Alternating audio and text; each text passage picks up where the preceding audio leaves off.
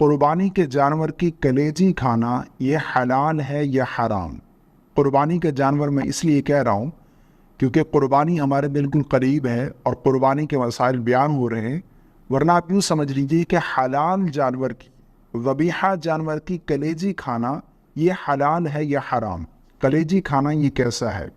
بہت سارے لوگ بڑے شوق سے کلیجی کھاتے ہیں، انہیں بہت پسند ہوتی ہے، اور بہت سارے لوگ جو ہے وہ نہیں کھاتے۔ وہ یہ کہتے ہیں کہ اس میں خون ہوتا ہے کلیجی میں، تو چونکہ خون جو ہے وہ حرام ہے اس لیے وہ نہیں کھاتے۔ اس کے بارے میں شرعی حکم کیا ہے؟ کلیجی کھانا حلال جانور کی یہ حلال ہے یا حرام ہے؟ اس کے بارے میں شرعی حکم کیا ہے؟ کلیجی کھانا یہ کیسا ہے؟ میں ایک حدیث پاک آپ لوگوں کو سنانا چاہتا ہوں جس سے آپ کو معلوم ہو جائے کہ کلیجی کھانے کے بارے میں شرعی حکم کیا ہے۔ رسول اللہ صلی اللہ علیہ وسلم نے اس کے بارے میں کیا ارشاد فرمایا ہے؟ ابن ماجہ کے اندر روایت موجود ہے، رسول اللہ صلی اللہ علیہ وسلم نے ارشاد فرمایا، تمہارے لیے دو مرے ہوئے جانور یعنی دو مردہ جانور اور دو خون حلال ہیں۔ دو مرے ہوئے جانور اور دو خون حلال ہیں۔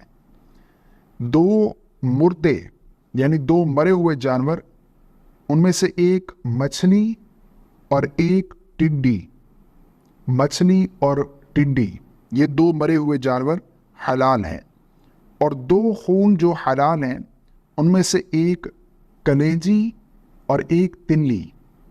یعنی حدیث سے معلوم ہو رہا ہے کہ کلیجی اور تلی یہ حلال ہے، حرام نہیں ہے، ٹھیک ہے نا؟ بعض لوگ یہ سمجھتے کہ ان کا کھانا حرام ہے چونکہ ان میں خون ہوتا ہے، تو وہ اپنی رائے اپنے پاس رکھیں۔ رسول اللہ صلی اللہ علیہ وسلم نے کلیجی اور تلی کو حلال قرار دیا ہے کہ یہ حلال ہے، ٹھیک ہے نا؟ تو ان کا کھانا بالکل حلال ہے، حرام نہیں ہے۔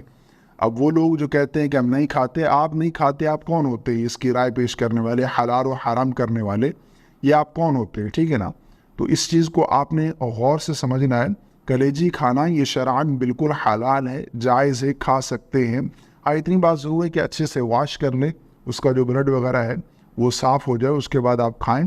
جو لوگ شوق سے کھاتے ہیں وہ بالکل کھا سکتے ہیں، اور جو نہیں کھاتے ہیں عذر پیش کرتے ہیں، انہیں بھی سوچنا چاہیے کہ وہ ایک حلال چیز کو حرام کہہ کر چھوڑ رہے ہیں۔